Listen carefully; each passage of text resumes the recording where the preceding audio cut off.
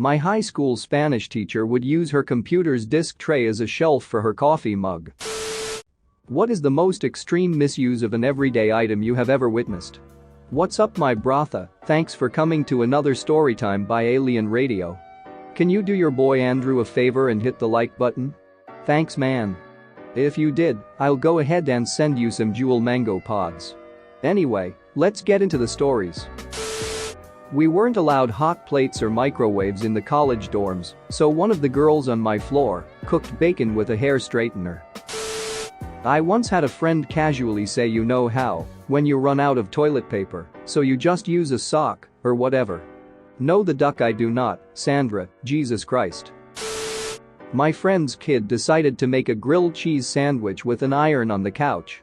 Burned a nice iron-shaped hole in the couch. Kid was 15 at the time. Got a non-stick pan and metal utensils in the kitchen?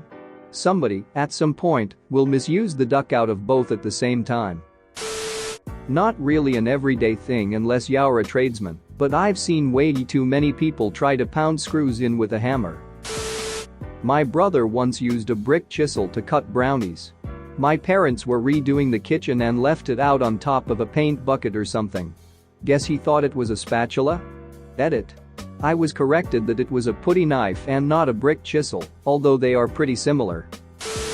Using a microwave to dry a smartphone.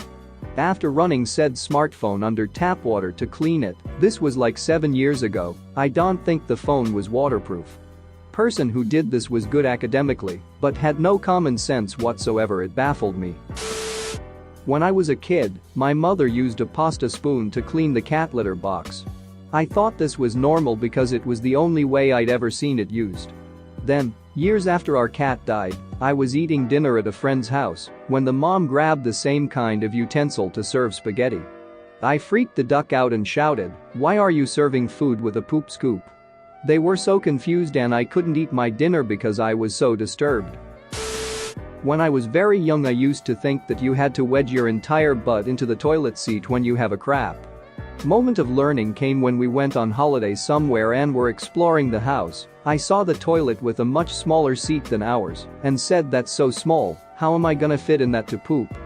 Needless to say, it provided some enjoyment for my parents. Edit. People saying it's my parents' fault for not teaching me right. I think it was on me, not them. I did it because it was more comfortable and also my innate instinct as a male to fill any hole I see. There's a Darwin Award that got awarded to a young man who learned in biology that running a current through a muscle will cause it to contract.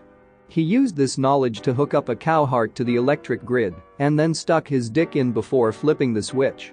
Took them a bit to figure out why they found a naked boy with what seemed to be a lump of coal fused around his dick.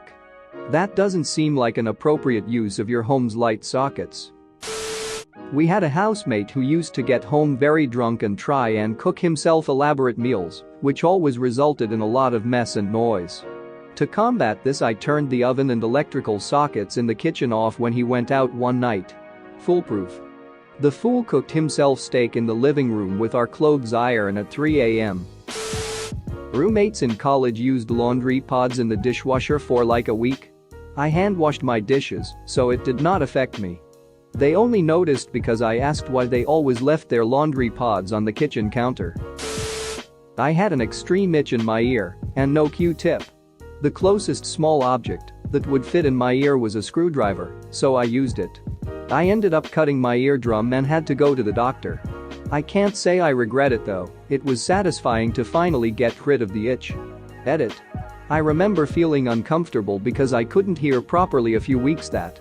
I used my pinky to feel around the inside of my ear and felt something hard, turned out to be a blood clot, and it came out in one piece. My hearing was fine afterwards. Anyways, I use ear drops now. The itch usually comes from allergies, so scratching it once won't help. Many years ago, my cousin was a doctor at a teaching hospital in my city. He came back from work one day and told us he was staying with us at the time that some guy had tried to use a lawnmower to trim his hedges.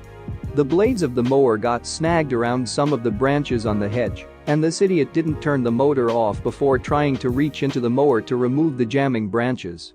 As a result, when the branches were shifted, they dislodged, and the blades started spinning again at top speed, slicing his fingers off before he could remove them. Potential Darwin Award material right there. I read it in a newspaper article a few years ago. It was this article about life hacks and such, and basically what happened was, there was this hack going around about how, if you put your toaster on its side, slide in 2 slices of bread with cheese on top and toast them, you get toast and grilled cheese all at once. Apparently, this lady tried it, and the melting cheese set her toaster on fire. The whole thing went up and nearly burned her entire house down. This reminds me of the time my BF decided to make homemade lemonade. He was in the kitchen when I heard him struggling and cursing at this lemon squeezer. I came in and saw him, then asked what was wrong. He started to rant about this dumb lemon squeezer and how shoddy and ineffective it was. And that these decorative holes at the bottom aren't doing anything to let the juice flow out. I sincerely had never laughed so hard in my life. He had the lemons in the lemon squeezer in backwards, so it wasn't getting any pressure squeezed into the lemon. I took mercy and showed him how he was supposed to position the lemon in the squeezer. Of course he got much more juice out of it then. I think he felt kind of dumb, but to be fair, he is Korean American too. His family probably never made lemonade growing up. Or used lemons in general, since it's not used much in Korean food, although now anytime something doesn't seem to work, one of us will ask if it has decorative holes. I did not witness it, but my grandma had used a vibrator as a massaging stick for her back pain because the box had stated massage stick. The way we found out was hilarious though. When we visited her one day, she started telling how she went to the shop where she bought her massage stick and asked the boy to change the batteries. She did not understand why the boy had refused and why he acted weird. Then she asked my mom if she could change the batteries and gave my mom the vibrator. I still feel sorry for the kid behind the counter at the shop.